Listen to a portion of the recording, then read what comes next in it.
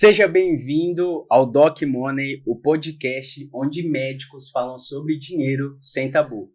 Eu sou o Rafael Rodrigues, especialista em investimentos. Estou aqui ao lado do host também do podcast, o Dr. Danilo. Se apresenta, Danilo. Meu nome é Danilo Guimarães. Aqui no podcast você vai encontrar dicas práticas, conversas sinceras sobre finanças, né? Também sobre tudo que rodeia ali o universo médico, para que você prospere financeiramente, né, sem perder aí o dia a dia, né, a leveza da nossa vida, né, em geral. Exatamente. E hoje a gente vai falar de um assunto mega importante, que é sobre gestão patrimonial. A gente vai falar sobre holding patrimonial. E a gente convidou aqui um especialista nessa área, o Dr. Ricardo Takashiro. Apresenta ele, Danilo. Convidado super especial hoje, né? Ricardo Takashiro, especialista em direito empresarial, direito societário, tributação societária e tem MA, fusões e aquisições pela FGV, sócio fundador da Takashiro Sociedade de Advogados, que é a advocacia empresarial, sócio fundador da GWA, escritório de contabilidade, especializado em gestão de patrimônio. Legal. Bom, pessoal, primeiramente, agradecer imensamente o convite, é um imenso prazer estar aqui e falar desse assunto que gosto muito, um assunto que está quente, está muito em alta, as pessoas querendo entender sobre estruturação de patrimônio, holding patrimonial, e nada melhor do que trazer esse assunto aqui do lado de duas grandes feras aí do universo patrimonial especializado para médicos. Legal. E antes da gente entrar aqui nas perguntas, a gente separou o podcast em blocos. A gente queria escutar um pouco de você, né? Hoje você é o Ricardo advogado, especialista em holding. Conta um pouco da sua trajetória, como que você construiu o que você construiu hoje. Bom, a minha história dentro do direito, ela vem de uma advocacia mais contenciosa. Então, logo quando cheguei em São Paulo, há 8 anos atrás, trabalhei muito com escritório contencioso. Então, nós advogávamos para empresas que tinham grandes problemas de passivo. E o início da minha advocacia empreendedora também foi nesse segmento de passivo, principalmente tributário e trabalhista, que hoje, falando de outros segmentos, é uma das maiores dificuldades do empresário. Tributário sobretudo. Então, o interesse pela holding foi justamente lidando com situações em que empresários viviam ali num colapso de confusão patrimonial, ou seja, empresas que passavam por um período difícil, até mesmo de falência, um passivo tributário muito grande, e determinado momento dessa gestão de passivo, porque é um problema, assim como na medicina, que tem que ser tratado, é uma patologia que tem que ser tratada, nós entendíamos que esse empresário vivia numa confusão patrimonial em que, às vezes, até o seu próprio imóvel de moradia estava dentro da empresa em que se tinha esse problema. Então, foi aí que nasce, né, começou a se despertar em mim o interesse de entender um pouco mais sobre essa ferramenta, que é a holding, né, a segregação de patrimônio, que apesar de estar em alta hoje, é um assunto que já é antigo. Né? É que hoje a gente tem um acesso muito grande, mas é um assunto que já é muito antigo no mercado. Então foi a partir desse momento, dessa minha advocacia empreendedora, de lidar com o passivo, principalmente sobretudo tributário, de entender que existe um campo do direito que não tem juridiquês, não se envolve muito com o judiciário, mas que ele é de suma importância para o empresário nos tempos atuais. Legal. E é um assunto, né, Danilo, que às vezes falta na área médica, né? A gente não sabe nada sobre isso, né? Tem uma boa entrada, começa a construir patrimônio, mas tudo bagunçado, né? Exato. E como também não é do meu conhecimento, né? Eu acabo orientando o pouco que eu sei, mas eu falo, olha, você tem que procurar um especialista sobre isso para você conversar se vale a pena para o seu caso ou não, né? Exatamente. Ainda mais com tudo que está acontecendo, reforma, né? É importante olhar para isso, por isso que a gente decidiu chamar e é isso que a gente vai um especialista, aprender hoje aqui, né? Exato. E para a gente começar, né, a gente está falando aqui holding, mas às vezes quem está em casa nem sabe o que é holding, né? Explica de uma forma simples o que seria holding patrimonial. Não, perfeito. Eu acho que antes de tudo, eu quero trazer esse nosso bate-papo de uma forma muito simples. Falar sobre holding de forma técnica é um assunto que eu costumo dizer que ele é transversal no direito. Ele atravessa desde uma matéria tributária, família, sucessão, uma questão civil, enfim. Então, eu quero tornar esse bate-papo mais leve possível, então vou trazer como algumas analogias, exemplos, para que não fique um assunto muito técnico. A holding, ela nada mais é do que uma empresa administradora e controladora em outras sociedades, na sua denominação pura, certo? Então, ela é uma empresa que ela serve para controlar ações ou cotas de outras empresas, e hoje no mercado acabou se gourmetizando essa função da holding, que é administrar outros negócios, como uma forma mista. Como, por exemplo, o Rafael constitui uma holding e o Rafael ele é sócio de uma empresa de investimentos. No contrato social dessa empresa de investimentos, não é a pessoa do Rafael, e sim a sua holding. Vamos imaginar que o Rafael também tem uma empresa imobiliária que explora atividade de locação. Não, novamente, não é o Rafael, e sim essa empresa. A função pura da holding seria, em tese, essa função. Só que hoje as pessoas ela transforma essa atividade em uma forma mista.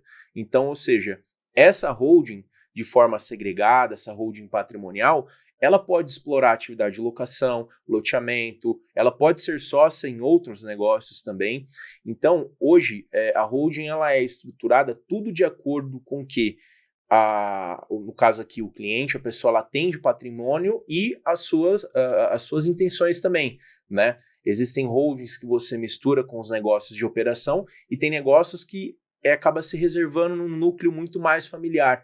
É por isso que pegou esse nome no mercado, que é tal da holding familiar, porque o empresário hoje, o médico, ele entendeu que por mais que ele tenha a atividade profissional dele, ele também tem uma família, ele também tem imóveis, ele tem ativos, e ele entendeu que no Brasil, com essa insegurança legislativa e jurídica que nós temos, que hoje a regra é uma, amanhã a regra é outra, aí você vê às vezes judiciário, receita, que a gente não tem uma estabilidade, isso é fato. E ele entendeu que ele precisa profissionalizar. Ele não é igual antigamente, na época dos nossos avós, que, olha, vou comprar um imóvel aqui, vou manter na minha pessoa física, quando for o momento eu dou esse imóvel para o meu filho. Não, ele entendeu que chega um determinado momento que ele precisa profissionalizar a coisa, né? Então é aí que surge a necessidade, e por isso que nós temos hoje esse nome no mercado da tal da holding familiar. E eu acho que, basicamente, a holding, que eu entendo, né, ver se está certo, a holding é basicamente você abrir um CNPJ para gerenciar o seu patrimônio e tirar da sua pessoa física. E você tira do risco da sua pessoa física e cria uma empresa para isso, né?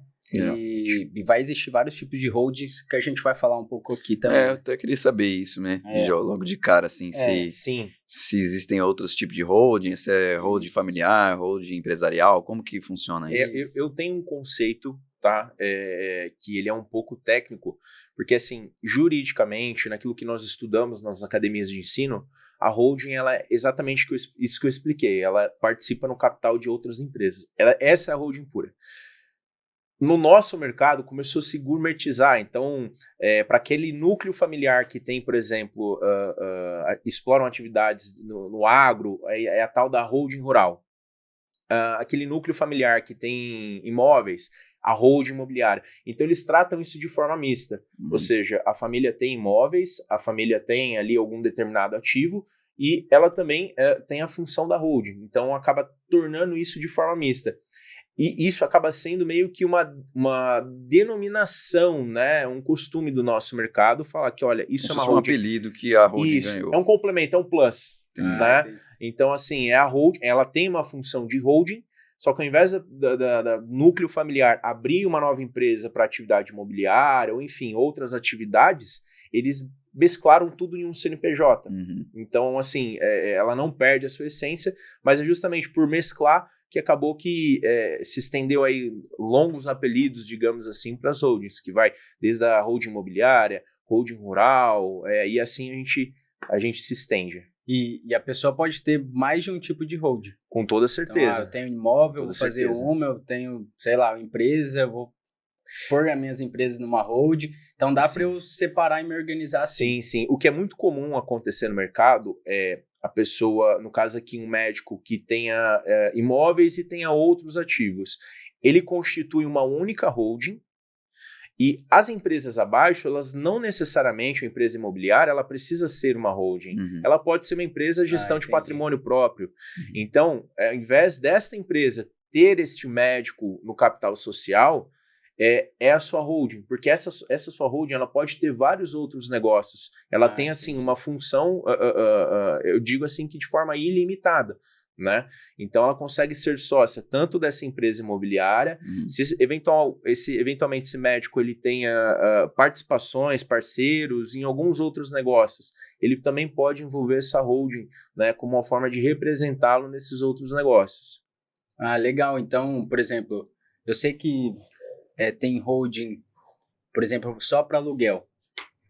Sim. A gente trata num âmbito mais imobiliário. Aí, às vezes, não pode ser a mesma hold que faz a compra e venda, que às vezes muda a tributação. Exatamente. Então, se a pessoa cria uma empresa e aí ela vira sócio da empresa na hold dela, ela tem mais liberdade para colocar outras atividades dentro da hold. Exatamente. Nossa, isso eu não sabia. Exatamente. Então não tem necessidade de ter várias holdings, né? Uma só já controla todas as empresas. Exatamente. Entre aspas. Né? É que lógico que isso a gente já entra numa análise técnica e mais personalizada do detentor dessa atividade.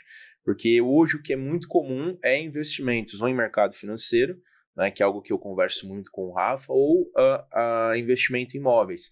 Só que conforme a gente vai explorando o mercado, aí a gente já estende também para essa mesma função da holding, só que de forma internacional, por meio de trust ou por meio de offshore, que é uma holding internacional também, mas a gente acaba acaba se estendendo também, e aí você começa a entender que existem pessoas que têm empresas e investimentos dos mais diversos possíveis, só que não pegou o nome no mercado. Por exemplo, existem pessoas que têm empresas para administrar embarcações, então não pegou o nome no mercado, tipo holding de embarcações, mas é uma função da holding, né?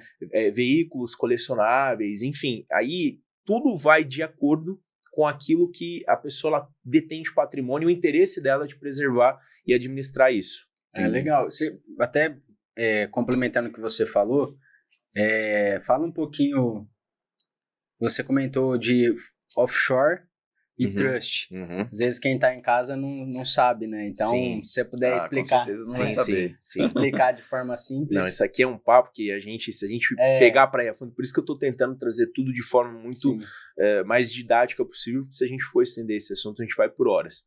Mas o trust e a offshore nada mais é do que mecanismos que, principalmente o trust, que é algo que nós, por enquanto, nós não temos no Brasil, um instituto jurídico que nós não temos no Brasil, que funciona muito idêntico a um contrato de fidúcia, né? Existem alguns países em que as pessoas elas adotam um método de administração patrimonial da família em que elas nomeiam como se fosse um administrador. Isso é algo muito distante da nossa realidade jurídica. Então, imagina que eu confio muito no Dr. Danilo e eu estou numa fase de sucessão para os meus filhos. E eu tenho uma certa preocupação, porque meus filhos ainda não se formaram, né? Eu tenho um patrimônio ali relevante. Então, eu sei que se hoje cair, sei lá, 10 milhões na conta do meu filho, eu vou, né? Como que ele vai administrar isso? Então, eu nomeio o Dr. Danilo, né? Num determinado país que tem essa jurisdição. Falo, olha, Dr. Danilo, eu tenho esse patrimônio, você vai ser o meu trustee, tá? Nós vamos constituir um trust e eu vou colocar um contrato com todas as regras. Olha, você só vai liberar 50% do meu patrimônio quando meu filho se formar. E depois que ele casar e ter um filho, você libera o restante. De uma liberdade o trust, a estrutura do trust, é imensa. Algo que hoje o nosso sistema jurídico ele não permite, porque nós ainda temos um sistema civil law, né? Então, nós ainda temos uma influência muito grande das normas jurídicas. Então, lá fora, você tem uma autonomia maior de trabalhar isso por meio de um contrato. E o que você coloca nesse instrumento é o que vale. Entendeu? Desde uma condição ali de imposto para fazer essa transferência, enfim. Então, é um instrumento muito legal. Isso falando do trust, que é um instituto muito mais complexo de trazer aqui. Mas, falando também do offshore, A offshore, ela nada mais é do que algo idêntico que nós temos de holding no nosso mercado, só que ela é uma empresa em que eu, na condição de estrangeiro, eu tenho uma abertura em outra jurisdição, um outro país, e eu internacionalizo o meu patrimônio. Ou seja, eu escolho ali um país como Bahamas. Né? Nós tivemos um caso recente aí do Silvio Santos, que foi para mídia e tudo. Ele tinha uma estrutura offshore. E olha que curioso, em Bahamas. E essa offshore nada mais de uma forma simples, eu ir até as vias ali administrativas do país, né, Bahamas. Eu chego lá e falo, olha, eu quero abrir uma empresa, quero abrir uma offshore, né, com a finalidade de administrar patrimônio. Eu pego a documentação dessa empresa, eu trago ela para o Brasil e ela cria-se um CNPJ dessa empresa, mesmo a constituição dela sendo fora. Para então, estar registrada aqui. Exatamente. E é uma forma de proteção muito maior do que a holding. Porque esse sistema, ele sendo registrado no Brasil, eu posso, inclusive, colocar esta offshore como sócia da minha holding a holding sócia de todos os outros negócios. Para empresários que têm ali um volume muito grande ou negócios de altíssimo risco, isso é uma das ferramentas muito utilizada, porque você gera uma proteção e vou um pouco além, não somente uma questão de proteção de risco fiscal, risco trabalhista, enfim, mas hoje em dia, principalmente falando numa cidade, por exemplo, como São Paulo, em que a depender do contrato social é muito aberto, você consegue trazer uma maior privacidade para grandes fortunas, né? Não que necessariamente sirva para as grandes fortunas, mas é muito utilizado também para pessoas que têm grandes fortunas para esconder. Porque, a depender do instrumento de holding, uma boa análise de contrato social, você sabe o que aquela família tem dentro de uma holding. Entendi. Então, eles costumam trabalhar isso tudo também dentro de uma offshore. Até puxando o que você já falou, acho que a gente pode ir para o próximo bloco, que é justamente isso, né? Quando e por que um médico precisa falar sobre isso, precisa pelo menos entender o básico, contratar um bom profissional para começar a olhar para isso, porque particularmente, não sei você, Danilo, mas até nos meus clientes médicos ou clientes da assessoria, de 10, 2 tem hold, tem uma estrutura, o resto não. Já ouvi falar. Queria fazer, mas não conheço. Alguém que faça. Então, é uma pergunta ali para esclarecer para o pessoal aí em casa. Qual o momento, né? Qual o tamanho de patrimônio. Sim. Eu costumo dizer que no meu método de trabalho, lógico que existe uma régua para o mercado, tá? Existem escritórios que eles trabalham ali com um mínimo de patrimônio. Eu já tenho um conceito um pouco diferente. Tá? Porque existem empresas em que a família ela tem um determinado patrimônio e que aquilo talvez não vai nem trazer renda, mas se existe um grande interesse de fazer uma sucessão, de fazer uma proteção, de profissionalizar isso. Então, eu devolvo essa pergunta para vocês, né, de uma forma retórica, dizendo que o momento ideal é o momento em que o patriarca, né, o detentor desse patrimônio, ele decide qual que é o momento. Não se tem ali um mínimo, você pode constituir uma holding, se for de interesse dele, com apenas 1, 2, 3 imóveis.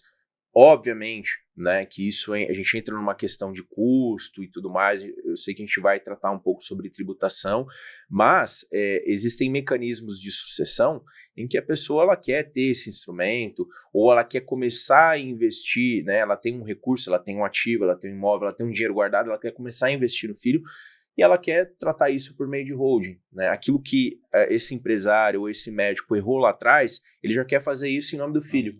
Então, assim, não se tem um mínimo. Eu entendo muito que isso é da intenção da pessoa, o que ela tem e o que ela pretende fazer com esse patrimônio. Tá? Então, não se tem ali, agora falando pro âmbito jurídico, não se tem ali uma regra. Mas, por exemplo, assim, um médico tem filho, está aumentando a família e tem um imóvel. Já compensa ele fazer? Ele começar a se organizar? Se for por uma questão de custo, não. Entendi. Se a gente for levar para uma...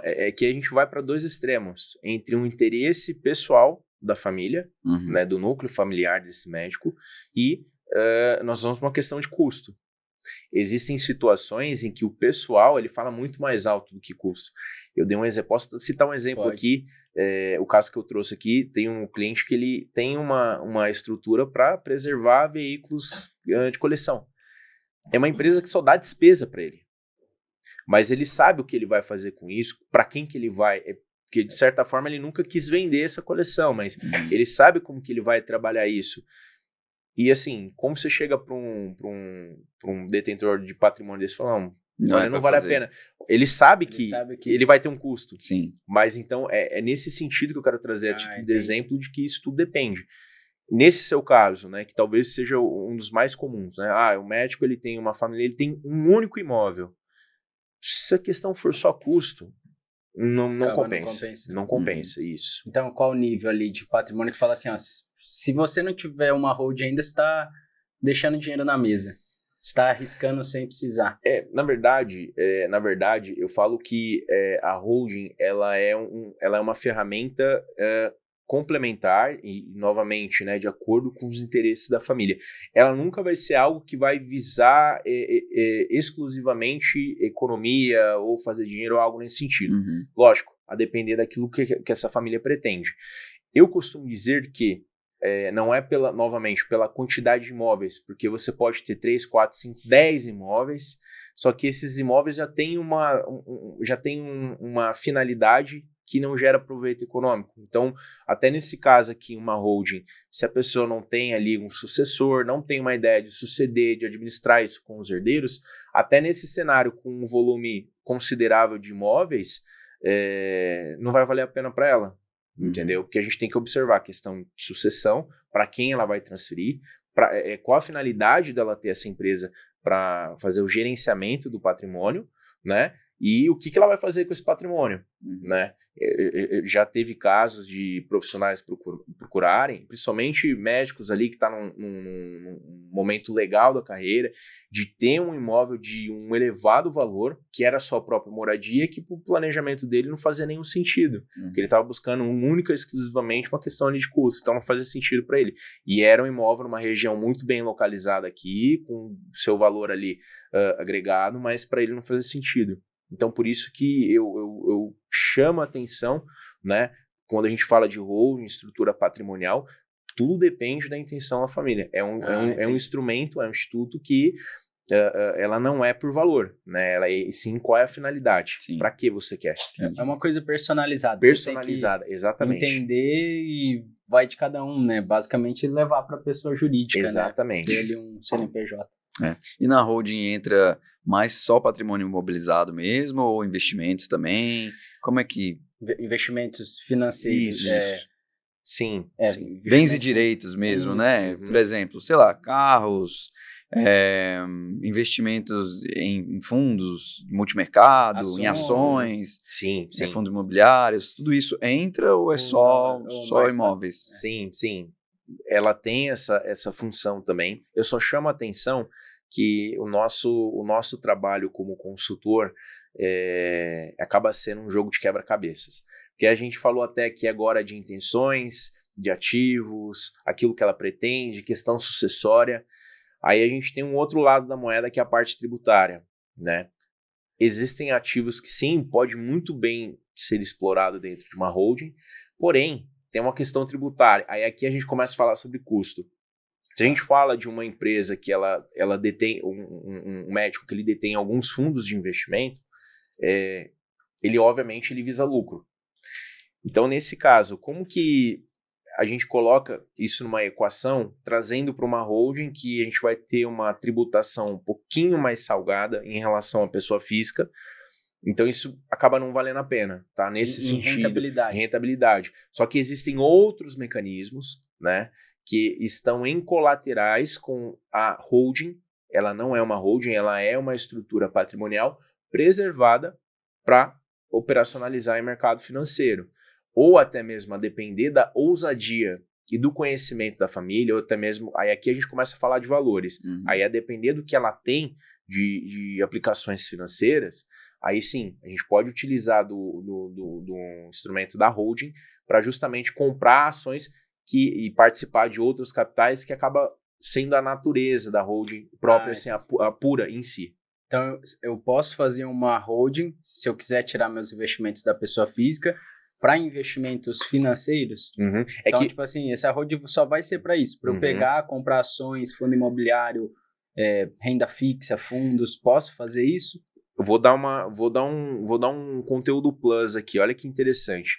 Nós citamos aqui a condição da holding mista, certo? Ou seja, ela é uma holding, mas ela tem outras funções. Você pode não somente ter uma holding em que vai ter um imóvel que você vai explorar a locação e precisa analisar isso muito em conjunto com o assessor de investimento para entender a natureza da aplicação financeira, mas, por exemplo, essa mesma holding, ela pode comprar e participar de ações no mercado financeiro. Só muda que ao invés de ser um CPF, ele vai para um CNPJ, e às vezes, por exemplo, pode perder alguma, por enquanto ainda, sei lá, LCI e LCA é isento para pessoa física. Às vezes pode perder isso porque é um CNPJ, Exatamente. Mas pensando em blindagem patrimonial, talvez faça sentido. Isso. Não sei, né? Porque do jeito que tá, eles estão querendo tributar também LCI e LCA. A gente volta para aquele assunto sobre as mudanças do nosso mercado, sobre essa insegurança, essa instabilidade, e você nota que cada vez mais as movimentações vêm para trazer para o médico, para o empresário, o profissional autônomo, de que, olha, você precisa profissionalizar o seu patrimônio, não manter somente na pessoa física, porque o mesmo imposto que um CNPJ paga, nós estamos encaminhando para que a pessoa física tenha o mesmo peso. Entendi. Legal. E trazendo ali para os médicos, né? Quais que são os benefícios da holding, os benefícios que a holding traz para um médico em relação ao quando um médico tem, por exemplo, consultório, tem imóveis, né, começou a aumentar a família, qual que é os benefícios que ele tem de ter uma holding, de começar a pensar nisso agora? Bom, perfeito. Eu vou trazer um cenário aqui crítico, né, de um médico que já está num momento da carreira avançado, já tem ali uma clínica com a sua responsabilidade, tem outros médicos que também trabalham em sociedade, a associação, e aí a gente tem um risco nessa operação na empresa dele. Do outro lado, no lado pessoal, ele tem uma família, ele tem imóveis, ele tem aplicações financeiras e ele tem filhos. Para esse cenário, para este médico, a holding, nesse caso a patrimonial, ela acaba sendo um instrumento excelente para proteção patrimonial, para tratar isso de forma segregada. Vamos imaginar, a gente já entendeu aqui, falando do cenário familiar, que isso vai ser excelente para administrar, para eventualmente a sua esposa ser administradora, para receber aluguéis, para ter um controle desse faturamento, né? Ou eventualmente começar a participar os filhos nesse negócio pessoal da família, falando de imóveis e outros. Agora eu vou trazer para a operação dele. Nós sabemos que a atividade do médico, ela existe um risco, né, que diz respeito à responsabilidade civil de algum eventual paciente, que isso aí é algo extremamente complexo, né, porque quando a gente fala de uma negligência, algum ato que seja discutível de responsabilidade civil, a gente acaba meio que trazendo esse problema na mão do judiciário, para uma perícia, e às vezes o que ele estudou de tese, o perito não tem uma concordância e ele entende que essa tese que ele estudou, se especializou fora e trouxe para o Brasil, ele entende que isso não é algo que não dá certo. E aí esse médico acaba tomando uma condenação aqui na clínica. Ou ele, ou algum sócio, enfim, ele tem um problema aqui. Isso aqui é uma empresa que gera proventos, mas tem um passivo.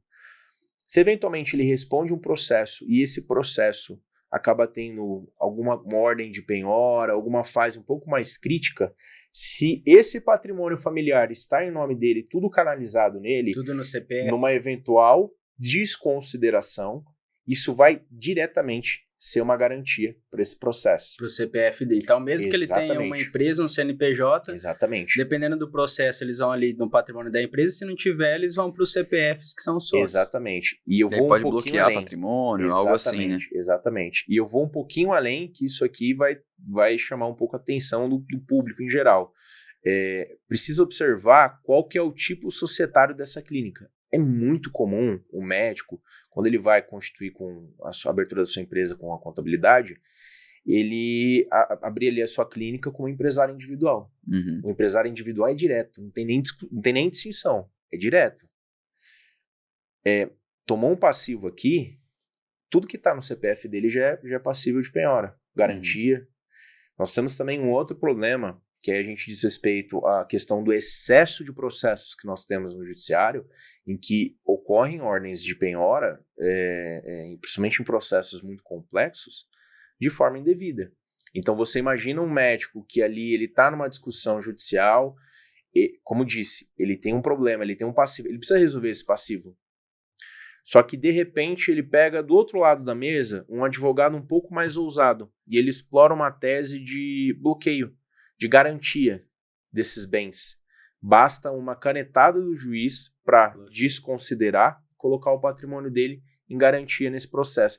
Agora, você imagina, aqui a gente trata muito sobre liquidez, né? O Rafa, que é especialista no mercado financeiro, em finanças, ele sabe o quanto a liquidez é importante. Então, você imagina num processo em que um servidor público, um juiz, uma autoridade está abarrotado, sem querer acaba passando ali uma decisão ali não muito correta, e ele dá uma canetada para a penhora. Eu já vi isso acontecer na prática. E aí a pessoa passa anos e anos num processo judicial, não que esse dinheiro, esse patrimônio, esse imóvel vá liquidar para a conta do autor da ação. Não. Mas está em garantia, ele não pode fazer nada. Ele não vende, ele... Então, você imagina você passar um processo judicial com dinheiro na mão do juiz. E o quê? Um processo às vezes demora 5, 10... Exatamente, ou até Rafa. mais, né? Exatamente. E a gente sabe que em momentos da nossa carreira, às vezes a gente vai precisar de liquidez. E não somente para resolver um problema, para resolver um passivo, mas às vezes para conseguir uma oportunidade. Agora, você imagina se está tudo travado, garantido. Uhum. Então, assim, essa é uma preocupação e é por isso que isso vai muito de encontro com o que vocês trazem de conteúdo, de separar a finança, separar a empresa, a clínica, que a gente entra no outro fator também de confusão patrimonial, que dá o mesmo efeito. Pessoas que costumam misturar finanças pessoais, contas pessoais, tudo pessoal dentro do seu CNPJ, sendo uma sociedade limitada, se ele faz essa mistura de comprar carro, casa, paga conta pessoal na empresa, isso quebra a personalidade jurídica da limitada e você tem um incidente de desconsideração. E aí? E aí, assim, tudo que você fez de segregação, o fato de você ter essa falta de organização financeira, você também traz um prejuízo para o seu negócio, para o seu patrimônio. Uhum. Então, a holding ela serve justamente para esse médico que já entendeu que a clínica dele, a atividade profissional dele é um CNPJ, a questão dele, pessoa física, é uma outra questão, e a condição patrimonial dele é um plus. Uhum. Então, é literalmente segregar cada um ali no seu devido quadrado. Então, basicamente, o que eu entendi aqui é que a holding ajuda ali o médico, por exemplo, a se proteger num processo jurídico, num bloqueio, porque na verdade, por mais que o CPF dele está na holding, mas, por exemplo, se ele é sócio na pessoa física, eles não conseguem chegar na holding, então? Sim, consegue, tá? Isso aí a gente vai até de encontro com um ditado do mercado, que é a tal da blindagem patrimonial, tá? Isso não existe. A depender da natureza dessa dívida, dessa responsabilidade, ela sai da empresa, ela vai para o sócio e ela pode chegar na holding. Só que o que nós estamos trazendo aqui é justamente entender qual que é o risco, qual que é o cenário, porque ela não só é proteção. A gente já falou aqui de inúmeras vantagens, inúmeros pontos aqui que são importantes ter uma holding. Só que, como eu trouxe aqui para vocês, numa eventual passivo, se é uma clínica que ela tem um problema muito grande, aqui falando de uma estrutura maior, de um médico, ela tem um risco muito grande de passivos, você quer correr o risco de responder um processo, 2, 3, 4, 10, 50 processos com patrimônio na mão de um juiz? Esse é o X da questão. Melhor, então, às vezes, ter a holding, que por mais que eles tentem chegar lá, ainda leva um tempo, né? E eu percebo, às vezes eu vou abrir empresa grande, eu percebo que eles têm holding em cima de holding. Então, você vai ver o sócio. O sócio é uma holding. Aí você vai para o outro sócio, holding. Você não consegue achar o CPF. Sim. Então, essa é uma estratégia, por exemplo, de blindagem patrimonial. Isso, é uma estratégia do mercado, só levando em consideração que quantidade de CNPJs ela não diz respeito à blindagem, tá? Porque se dentro desse processo judicial ficar demonstrado que, no fim das contas, esse número de CNPJs ele serve única e exclusivamente para fraudar alguém, isso é desconsiderado de forma direta. Então toda essa barreira acaba sendo um castelo de cartas. Tira uma peça e tudo cai. Entendi. Legal. E a holding também serve para planejamento sucessório, familiar? Como que ela é utilizada para isso, assim, para esse objetivo? É um mecanismo muito interessante, até mesmo por conta da reforma tributária, que já foi aprovada, já existem alguns textos que já estão ali, nós vamos entrar numa alíquota teste, e isso acaba sendo um ponto muito importante, porque hoje nós sabemos que existe uma preocupação em relação ao imposto do TCMD, que é o imposto de transmissão causa-mortes, né, ou doação. No caso, quando você trata isso dentro de uma holding, você tem métodos de você fatiando este patrimônio, trabalhando isso de forma muito mais organizada, tá? Quando você não tem uma estrutura patrimonial, uma holding para tratar essa questão de sucessão, você tem alguns problemas, tá? Dentre eles, você não consegue ali mitigar e ir trabalhando isso com os seus herdeiros. Você tem uma condição também que é um custo que ninguém considera, mas eu ouso dizer que já está muito próximo de uma alíquota de ITBI, que são os custos de cartório. Eu não sei se vocês precisaram fazer alguma alteração recente, alguma transferência recente, mas hoje o cartório ele já cobra um percentual sobre essa transferência. Já aumentou esse percentual. Então, assim, esses tempos nós estávamos concluindo um projeto patrimonial de uma família, eu tomei um susto no momento em que a cartorária ela encaminhou para nós a conta do tabelião. Eu falei, Jesus, vamos abrir um cartório, né? Então, assim, já é um custo que ele é considerável. Então, quando você tem um patrimônio fora de uma estrutura jurídica, fora de uma estrutura patrimonial, fora de uma estrutura de holding, todo aquele seu patrimônio você vai ter que fazer um trabalho, né? Seja ativos financeiros, seja de imóveis, tudo de forma separada. E a depender do momento ou da ocasião, você trabalhar isso dentro de um inventário. Aí, novamente, nós voltamos para o assunto da liquidez. Esse patrimônio vai ficar travado num processo de inventário, você vai precisar. Se os seus filhos, os herdeiros, não têm uma certa harmonia, vai ser um litígio que vai anos e anos e anos discutindo. E, novamente, né, se a família precisa de liquidez, e até mesmo liquidez para pagar o imposto, ela vai ter um grande problema. Até você comentou, né, da sucessão. Então, por exemplo, se o médico resolve montar a holding pensando em sucessão, deixa os filhos ali como administradores na falta dele. Então, nesse caso, se ele vem a faltar, não vai ser cobrado ITCMD? Não, sim, é cobrado. É cobrado, sim. É feita uma análise. Inclusive, a reforma tributária está pendente de aprovar um texto que vai trazer mudanças. Então, é algo que eu não consigo trazer para vocês, porque já está na iminência de mudar. Mas, sim, vai ser cobrado ITCMD. Sobre a cota. A diferença é que você não vai precisar ficar tratando a divisão de cada um dos ativos. Isso está tudo organizado. Ou seja, o que você vai ter que administrar nessa sucessão cotas de uma empresa. Não o imóvel no local tal, o imóvel no local tal, o imóvel no estado tal, entendeu? Eu vou ficar com metade, o irmão ficar com outro. Não, as cotas da empresa. Entendi. De forma mais organizada. Isso na prática, gente, para quem lida com o inventário, ainda que a família não faça um plano antecipado, porque existem métodos, instrumentos para você trabalhar na holding, isso aqui é muito interessante, você trabalhar de forma antecipada. Você antecipa o TCMD, a depender da sua estratégia, ou você trabalha dentro de uma cota de isenção, e a família ela se prepara já para suceder. Ela doa com reserva de usufruto. Entendi. Então, quando eventualmente o patriarca, né, dessa família ele vem a óbito, ele já fez o plano de sucessão. Então, os herdeiros não vão se preocupar com nada. Entendi. Isso é uma das vantagens ali que a holding acaba trazendo, né? Mas se eventualmente ele não faz isso, ele tem esse trabalho de... Então, por exemplo, eu já vi também que às vezes a pessoa cria uma holding e aí os herdeiros vai comprando cotas pagando para os pais. Isso Também é possível. aí foge um pouco do ITCMD, porque ele está fazendo uma compra, né? Isso. Se ela não for de forma simulada e ela for de fato uma aquisição, é uma estratégia que também é utilizada no mercado. E isso acaba fugindo, porque o imposto do ITCMD, ele só incide sobre duas condições, ou a doação direta, ou, no caso ali, do falecimento.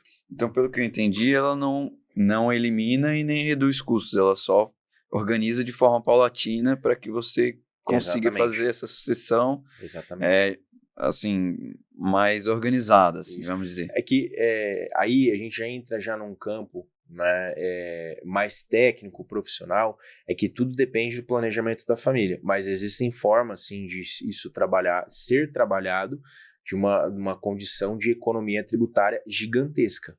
Sim, tá? Entendi. Eu não tô descartando isso. Só que quando o assunto é tributação na holding, eu tomo muito cuidado, porque existe uma grande diferença da economia tributária para sonegação. Né? Vamos fazer aquele extremo, irmão. Então, assim, vamos fazer aquele jeitinho, vamos fazer aquela simulação, aquela compra e venda que nunca existiu.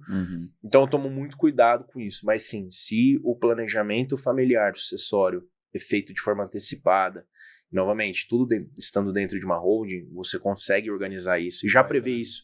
Então, se o patriarca, o detentor desse patrimônio, ele faz isso, ele consegue sim ter uma redução, mas tudo vai depender do caso. E pensando que o Brasil está vivendo essas reformas e tudo mais, talvez seria interessante a pessoa já se preparar, porque eles querem subir agora. Provavelmente eles não vão parar ali, né? Então, eu acho que você criar uma holding, já deixar tudo isso organizado e você se garantir, ó, já paguei tudo, agora... Se eu vier faltar, o patrimônio está organizado. E aí você falando, eu acho que a gente teve, antes de você, um convidado sobre seguros, né? E a gente falou de sucessão. E aí eu percebi, Danilo, que um complementa o outro. Sim. Antes eu achava que ou você teria um ou o outro. E não, pelo que você falou, você pode ter os dois. Os dois. Se nós juntássemos esse convidado e nós aqui... A conversa ela ia sintonizar de tal forma que foi o que eu disse no começo.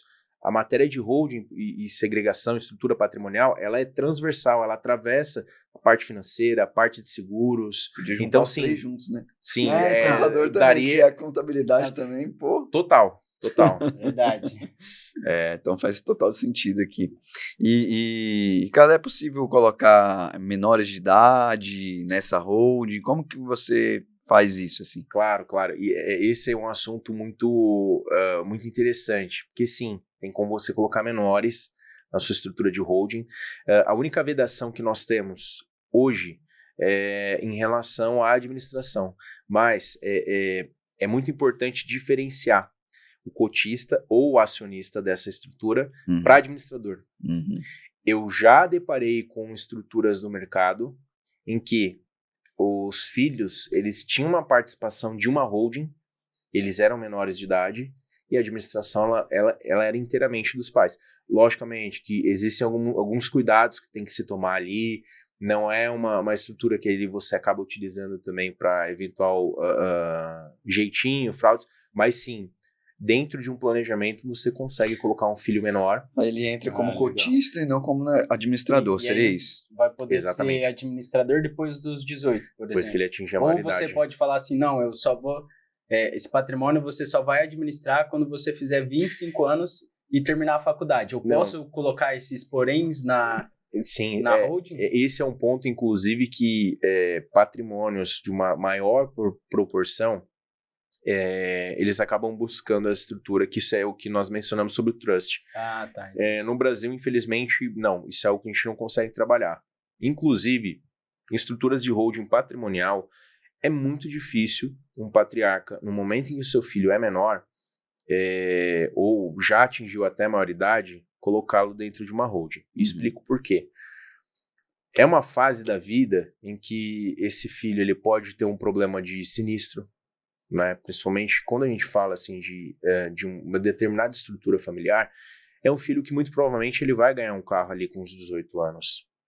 é uma pessoa que ela tá numa fase da vida de muito erro. Uhum. Se você, lá atrás, você colocou ele como 50%, foi transferindo aos poucos, e hoje ele tem, sei lá, 50% da sua empresa, 70%, 80%, você já preparou a sucessão, só que ele não está no momento adequado para administrar aquilo, ele pode ainda não ser administrador. Uhum. Só que se ele tem algum problema de casamento, ele vai conviver com uma pessoa ali em união estável, não faz a coisa certa, regularizada, ou ele acaba se envolvendo em um acidente, alguma coisa, aí a gente coloca um alvo nas costas desse menor, né, ou desse filho, e isso pode trazer reflexos negativos para a holding.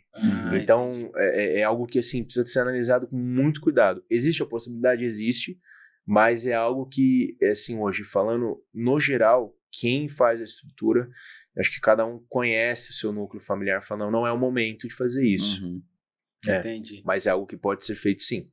A própria maturidade mesmo dessa pessoa, talvez. Isso. É porque, assim, por mais que seja muito fácil você imagina uma estrutura, uma holding que tem 50 imóveis, Uhum. com alterações, uma única alteração contratual, você consegue transferir. Você não precisa ir no cartório fazer uma por uma. Não, uma única alteração contratual dessa estrutura, você consegue transferir. Falando de uma forma muito simplória aqui. Uhum.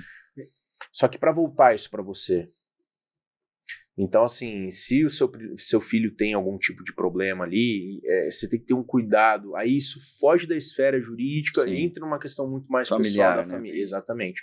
Tanto que, olha que curioso, existem estruturas que envolvem ali um plano de sucessão grande, que escritórios, eles contam com psicólogos para entender qual que é o momento, Da se família. os irmãos vão se dar bem. Uhum. Assim, Se algo isso não vai muito gerar mais um problema complexo. maior Exatamente. do que a solução que Exatamente. está sendo proposta, né? Exatamente. Às vezes piora tudo, né? Porque Exato. você colocou poder na mão de alguém que talvez não deveria. Exatamente. E essa pessoa talvez não está enxergando aquilo, né? Dentro da sua dinâmica familiar, você é tratado de uma forma, fora é tratado de outra forma. Então, a pessoa tem que tomar cuidado na hora de estruturar, dependendo da idade do filho e também se ele é casado, né? Porque se ele é casado, o que eu entendi, né? Vê se eu tô certo, Ricardo. Uhum. Que quando a pessoa já tem uma família e, por exemplo, os pais vão montar ali uma hold, o certo é o filho montar uma hold também com a família dele e essa hold ter um pedaço do pai, né? Isso daí é muito complexo. Porque se ele vem a faltar, querendo ou não, por exemplo, a esposa vai ter poder de voto ali na família dele, ou vice-versa, né? Às vezes o marido vai ter poder de voto num patrimônio que não era nem dele, era da família da esposa. Então, como que... explica um pouco sobre isso, como que a pessoa pode se proteger disso. Né? Olha, eu falo que esse é um dos temas mais complexos da estruturação. Um dos. Uhum. Porque isso vai depender muito, e aí entra uma questão de análise pessoal do perfil da família, que às vezes o patriarca, quando ele vai suceder esse patrimônio para o filho, ele quer verticalizar. Vamos imaginar que a esposa desse filho não se dá bem com o sogro. Uhum. Isso é normal acontecer. Não deu certo, cada um vive a sua, mas não deu certo. Se você trata, por exemplo, com o mecanismo de colocar a holding dele para comprar esse patrimônio em tese, ela vai ter participação. Se você faz uma jogadinha, uma simulação, e isso aqui é muito perigoso, né, e acaba sendo um tabuleiro de xadrez, porque se você faz, por exemplo, essa jogada de simular uma compra e venda, eu simulo uma compra e venda para você, e o seu filho, ele é casado, ou convive em união estável, mora lá com uma moça, não quis regularizar casamento e tudo, num eventual divórcio dos dois, e aí a gente volta para aquela questão de momento de vida, maturidade, tem uma pessoa que vai participar desse patrimônio ou de cotas dessa empresa e que não estava no escopo. Uhum. Entendi. Então, assim, é algo que tem que tomar muito, muito, muito cuidado, tá? Isso é algo que, assim, literalmente é algo que eu não consigo te trazer uma resposta pronta, porque isso vai diretamente na particularidade da família. Depende de caso a caso, de né? caso a Entender caso. ali a família. Pode ser feito isso em que o filho, ele já com uma família estruturada, né, algo mais, né, mais construído ali, digamos assim, ele participar nessa herança, tudo dá para ser feito, dá para ser trabalhado, tá? Porém, você tem além das questões tributárias que você tem que observar, você tem que observar muito essa estrutura familiar. Entendi. Porque, assim, uma decisão errada você pode comprometer o patrimônio. E o que você pergunta ou qual a forma que você aborda para descobrir essas questões, né? Como é que você faz várias entrevistas? Quando uma pessoa te procura, o que você precisa de saber em relação à dinâmica familiar ou em relação ao próprio patrimônio mesmo, para você saber aonde colocar ele, de que forma que você vai estruturar essa holding? Não, perfeito. Olha, em todos os nossos projetos, nós nunca tivemos uma situação de tratar algo assim do dia para a noite. Então, um projeto desse de holding, você tem etapas. Então, primeiro a gente abre a empresa, aí a gente vai segregando esses ativos.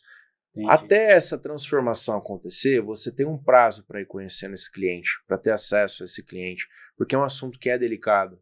Na nossa primeira entrevista, você não consegue, você tem filho, seu filho é casado, você tem problema com, sei lá, com algum de seus filhos, ou com a namoradinha, ou com a esposa, a noiva do seu filho está para casar, você tem algum problema. Você não consegue entrar nesse assunto ainda. Durante esse percurso, né, de abrir empresa, colocar patrimônio, você vai ter uma proximidade com a família. E aí, se você nota que tem alguma coisa estranha, geralmente eu começo a envolver outras pessoas capacitadas lá no nosso escritório para tomar linha de frente desse assunto. Ou se é algo que é mais reservado, aí a gente chega num momento de proximidade com esse cliente e fala, olha, quando isso acontecer, a gente traz um cenário hipotético, quando isso acontecer, o que você imagina? Se a gente sente que o assunto é sensível, aí a gente traz uma reunião mais pessoal, fala, olha, a gente precisa tratar isso aqui, porque ou isso vai acontecer dessa forma ou vai acontecer de outra, tá? Entendi. Então isso é algo que a gente precisa resolver. Como que você pretende resolver, entendeu?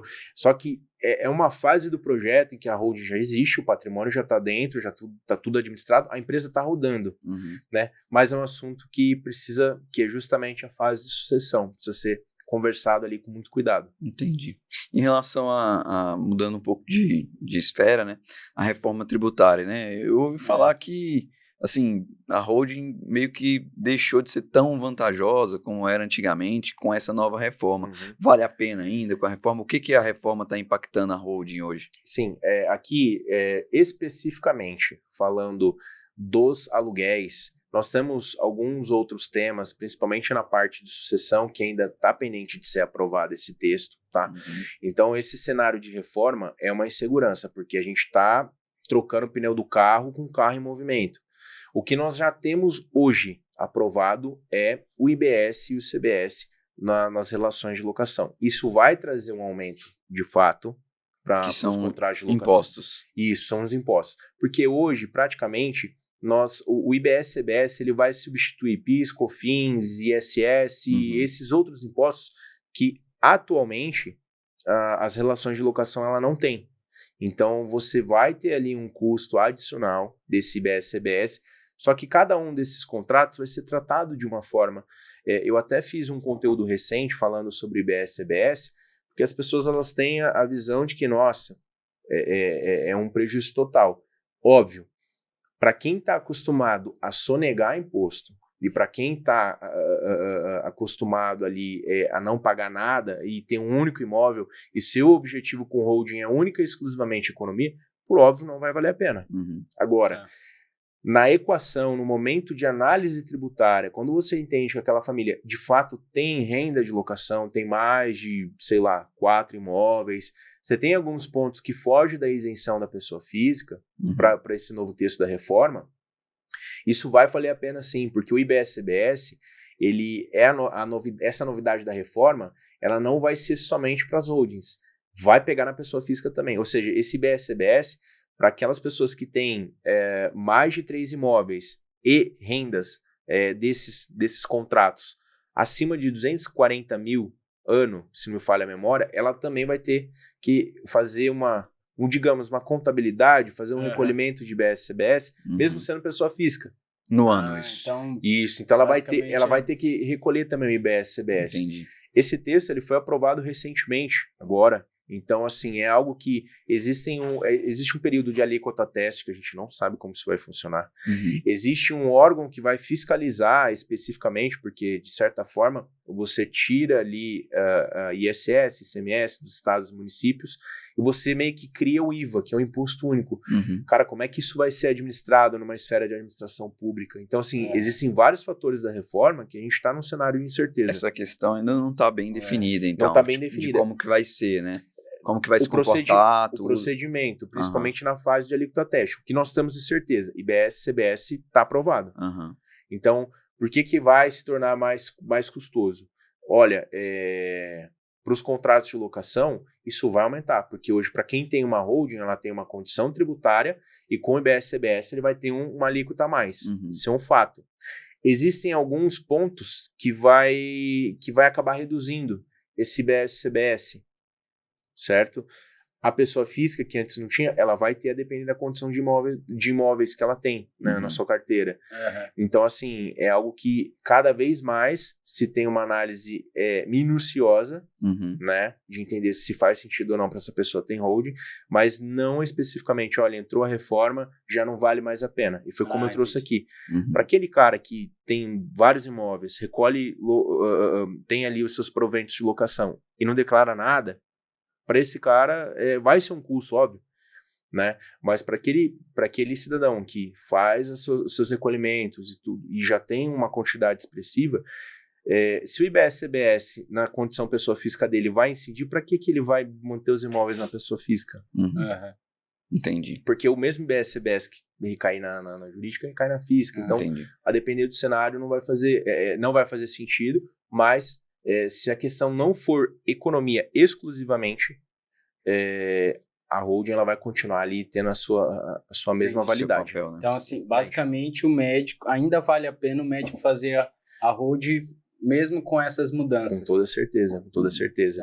É que, como eu trouxe aqui, é um projeto personalizado, muito amplo, transversal, atravessa várias matérias, vários interesses. E se a questão desse médico ou desse núcleo familiar não for exclusivamente economia, entendi, a holding tem o seu valor aqui nesse projeto. Então, o que eu entendi, né, não sei o Danilo, mas não existe assim, eu tô grande demais para não ter holding. Não, assim, vai depender da família, vai depender da estratégia, é muito personalizado de cada um. Extremamente personalizado. Independente do tamanho do patrimônio. Extremamente personalizado. Entendi.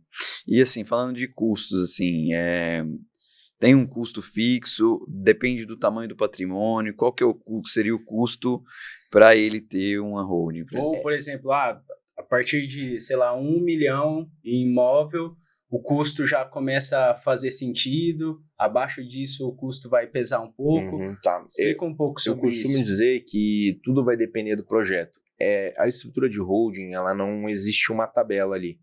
Lógico, a gente tem hábitos no mercado, né, que cada escritórios patrimoniais cobram ali um valor, escritórios de advocacia outro, né? Existem contabilidades que também trabalham com a estrutura de holding, e aí cada um ali tem um valor, né?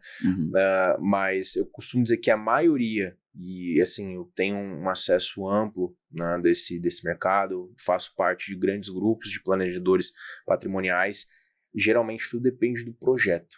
O que você vai precisar? Porque, assim, a holding de forma nua e crua é abrir um CNPJ. E o que aumenta os custos, por exemplo? Necessidade de contrato, regularização de imóveis, acordos de sócio. O acordo de sócio já envolve uma condição ali familiar, entendeu? A sucessão. Então, tudo depende do que mais precisa. Então, quanto mais complexo, mais custoso. Exatamente. E, obviamente, não é que isso é precificado de acordo com o patrimônio. Lógico, cada um tem uma forma ali de trabalhar, mas automaticamente isso vai de encontro com a quantidade de patrimônio, porque quanto mais imóveis, talvez a estrutura fique mais complexa. Entendi. Entendeu? Eu falo que assim, o melhor cenário é para aquele médico que ele sente que ele está num momento crescente na carreira. Ele sente, olha, estou num momento legal. Eu posso ainda não ter alcançado, mas eu já estou num outro patamar. Sim. Já começar a pensar nisso. Isso é uma outra pergunta que eu tinha, assim, que se vale a pena, por exemplo, o cara que formou agora e quer já constituir uma holding para começar desde o zero e tal. E para esse médico não vale a pena, por exemplo. Olha, eu ouso assim dizer que se a questão de custo não for um problema e ele já quer trabalhar isso, porque ele já tem em mente que ano que vem ele quer começar a comprar imóveis, ele já tem uma mente empreendedora, para esse cara vai fazer sentido sim. Eu já vi escritórios de consultoria trabalhar dessa forma patrimonial, porque a pessoa ela já tem um planejamento, ela tem um plano para executar. Como ela entende que, principalmente imóvel, movimentar imóvel no Brasil é muito caro, porque se você compra e vende, você paga. Sim. E mais custo de cartório. Sim. Se você trabalha com uma doação, alguma coisa, você movimenta e tem que passar no cartório. Como ele entende que isso é caro e ele já tem um plano formado, ele fala, não, eu vou constituir a holding, eu já tenho um plano, que eu já estou mirando 1, 2, 3 imóveis, eu vou entrar num negócio aqui de leilão, eu já tenho alguns sócios, investidores para... Então ele pode ter a clínica dele, mas ele já tem um plano de fazer a aquisição. E aí, para esse cara vale a pena. É uma holding que um projeto vai ser talvez muito mais simples, daquele cara que já tem muito imóvel, e isso não tira o direito dele de constituir uma holding. Porque a pessoa que já tem imóvel, ela vai ter que transferir tudo para o CNPJ. Exatamente. A pessoa que não tem nenhum, ela já vai só montar deixar preparado o campo ali para ela começar a investir nesse setor. Exato. É muito difícil você encontrar pessoas com essa mentalidade. Eu tenho acesso a alguns que são empresários médicos que têm uma mente brilhante, porque eles têm a profissão deles. Mas ele pensa já tá vendo isso. Exatamente, ele já pensa na aposentadoria, uma pessoa extremamente nova, e já pensa na aposentadoria, já pensa em outros negócios. Então ele já vem se preparando para esse momento. Legal. E aí? Assim, Ricardo, a gente tem... já ajudou bastante, Já ajudou bastante. Tem várias perguntas aqui para a gente conversar. Como eu sempre falo, quando o assunto é bom, a gente chama um especialista que entende.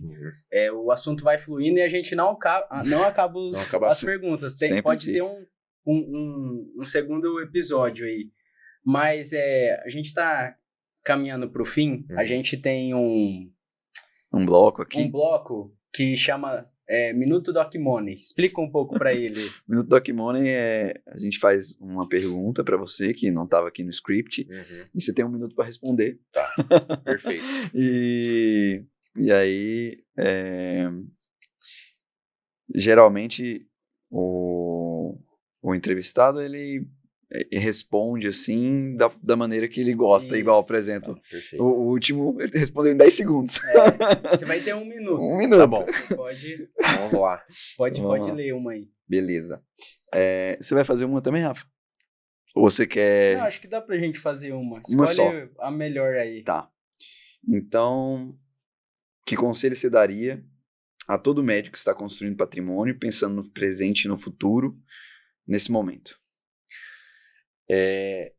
Trate com carinho o seu tempo, o seu suor, o seu trabalho, a sua construção patrimonial, porque é um assunto que, se você não dá o seu devido valor, não profissionalize isso hoje, não coloca que isso é um assunto sério, lidar com dinheiro, patrimônio é um assunto sério. Se você não faz isso hoje, enquanto você está em crescimento, lá na frente você vai ter um problema.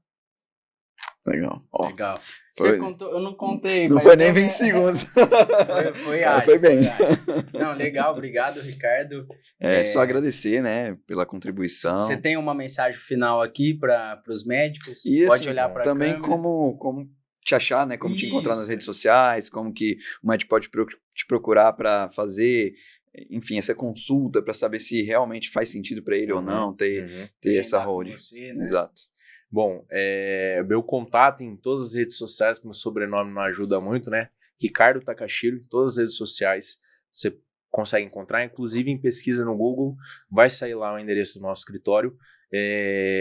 O meu e-mail é ricardo@rtkdv.com, pode encaminhar um e-mail que vou estar ali prontamente à disposição para tirar as dúvidas. E falando sobre conselho, você me trouxe uma pergunta assim muito pontual, e esse seria o meu conselho final. Acho que a resposta ela casou muito, e de fato é isso. aquele que não se preocupa com o amanhã, aquele que trata patrimônio e dinheiro como brincadeira, lá na frente tem um problema. Então, assim, a nossa vida é instável, o país que nós vivemos é inseguro, é instável também. Então, assim, queira resolver as coisas enquanto a maré está calma, porque querer lidar com uma organização de patrimônio, resolver sua vida financeira e patrimonial no momento que está um caos, é um grande problema. Olhar com carinho, então, né? Exatamente. Legal. Então é isso. Eu gosto de sempre encerrar com essa frase que cuidar das suas finanças também é cuidar da sua saúde. Muito obrigado e dá o recado final, que a gente todo podcast tá batendo nessa tecla, Danilo. Tem que se inscrever aí no canal, porque a gente tá com muita visualização e poucos inscritos. Então se inscreva no canal aí que vai ajudar bastante a gente. E é isso aí, obrigado pessoal e até o próximo episódio do Doc Money. Muito obrigado, pessoal. Tchau, Valeu. tchau. Valeu.